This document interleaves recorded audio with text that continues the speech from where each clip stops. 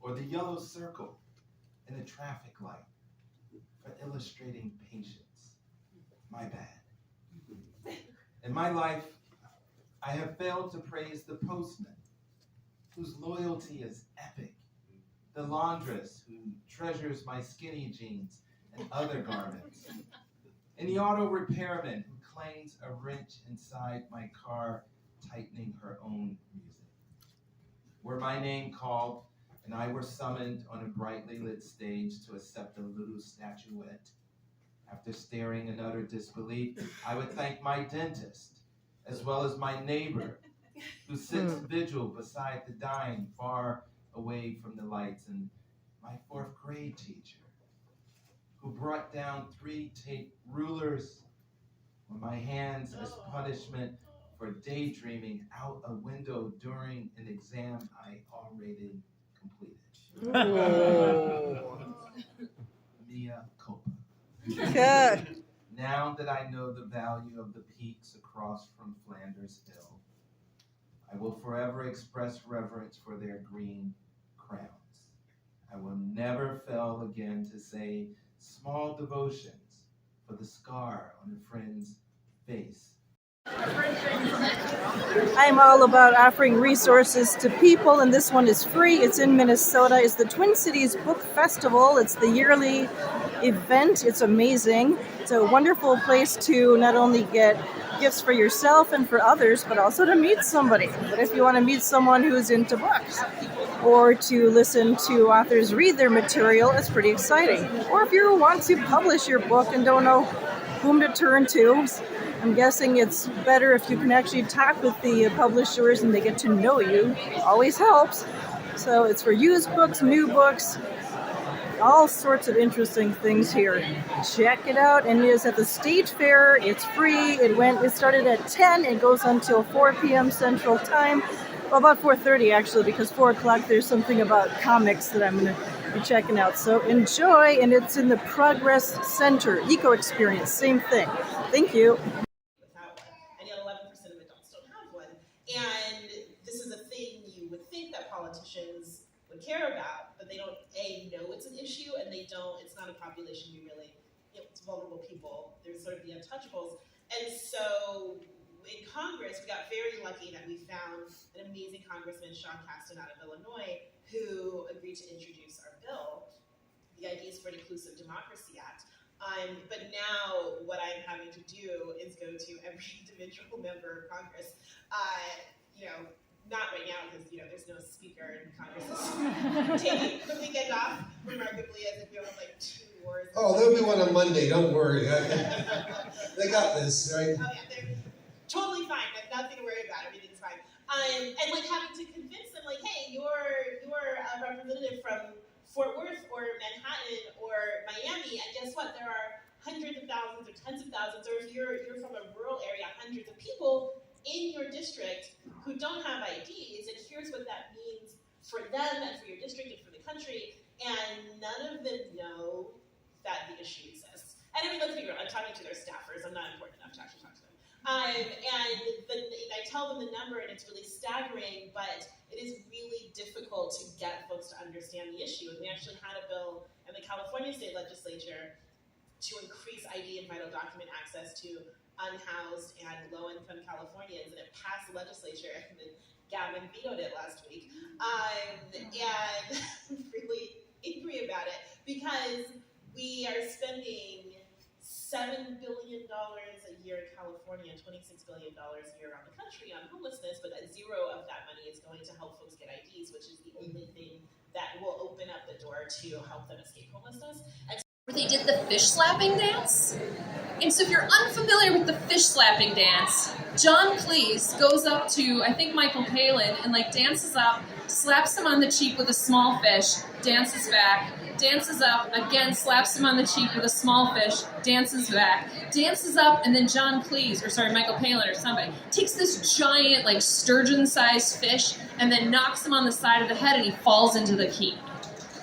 So there I am, and I was like, wow, this is amazing! I take a picture. This old man with no teeth comes up to me with his dog.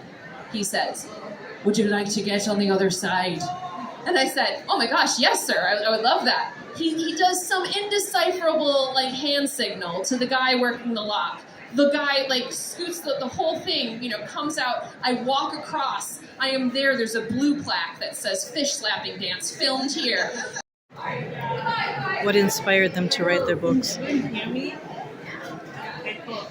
I read voraciously as a young person, but I never saw myself in the books that I was picking up as a disabled teen.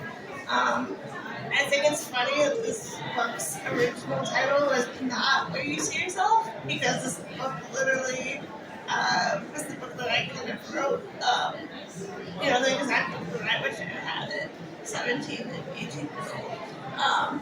And so that's really what inspired me to write it. It's been an interesting experience that I've heard from young people in chairs and disabilities, but I also hear from people who are in their 30s and 40s saying, like, I've never seen a book about person with wheelchair on the cover, so it's been a really interesting experience to provide that representation for what ended up being multiple age groups.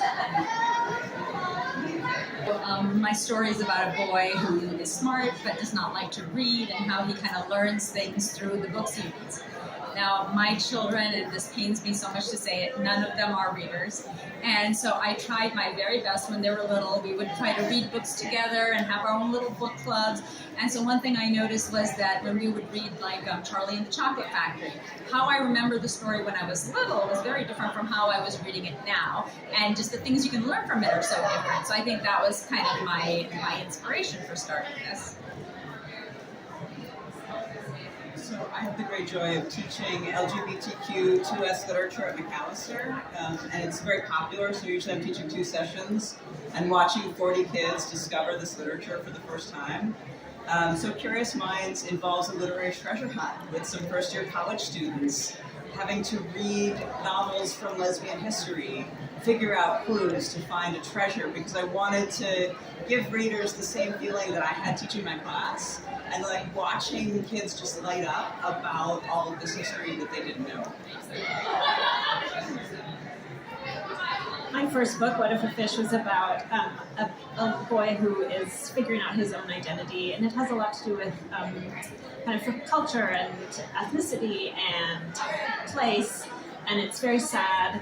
And so I wanted to write a book, first of all, that had girls in it, because I have more experience being a 12-year-old girl than being a 12-year-old boy.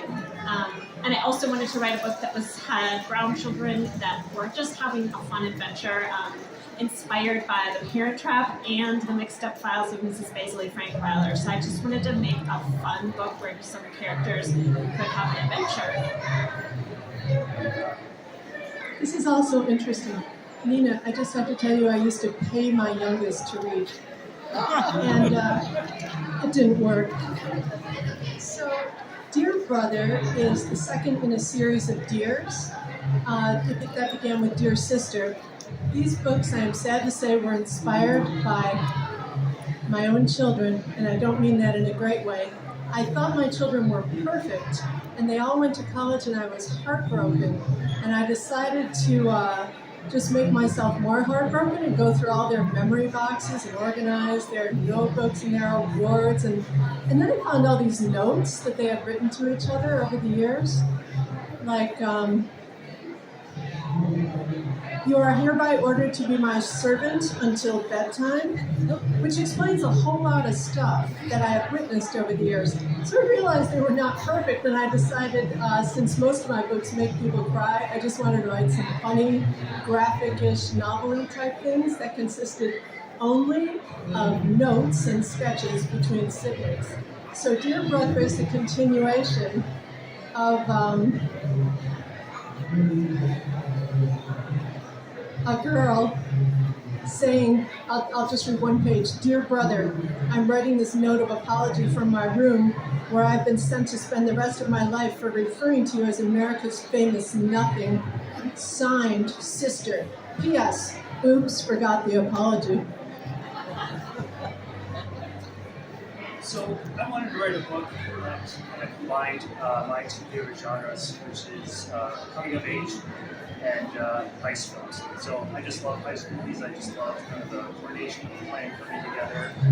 So I combined those two elements to write Breaking In. And I wanted to also have kind of a diverse set of crew. So these are teenagers, not skilled thieves that are, have been doing this for 20 years. These are kids that basically are using their heist movie knowledge to right a wrong, to steal back a script that was stolen from them. So by combining these elements, I just wanted to write something that was just a lot of fun and something that I would want to read.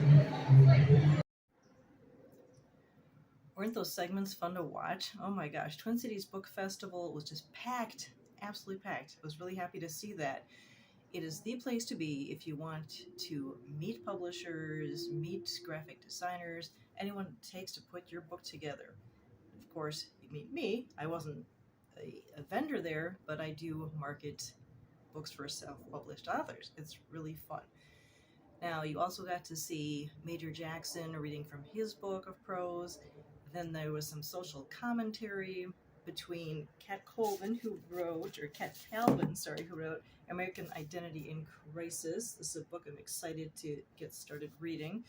And then American Psychosis with David Korn, the New York Times bestselling author.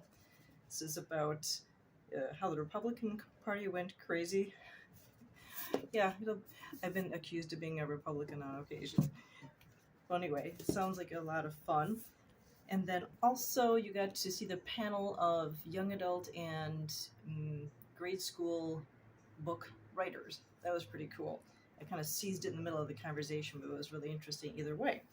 And then I got to meet with an old pal from my improv class from the C.B. Ray's School of Improv. It was Mark Ristow. He's got an award-winning book called A Hero Dreams. I hadn't seen Mark in about 20-odd years. My God. Mark, you're doing fabulously. It was so cool to see you. Oh, wow, that was so neat. Oh, and the other one was Beyond the Threshold, also by Mark Ristow. So, seriously, support your local authors, whether their books are banned or not, and check out those indie bookstores. The most recent one to have opened that I know of is Big Hill Books in Bryn Mawr in South Minneapolis. So please send this video to people you know who are looking forward to reading these new books. Subscribe like crazy and tell others to subscribe, please, to help me with my goal of reaching 500 subscribers by October 31st of this year. I'm about 250 shy of it, because the more subscribers I have, the more people get to watch the videos or the interviews I do with those authors. It's win-win. I appreciate y'all. See you soon.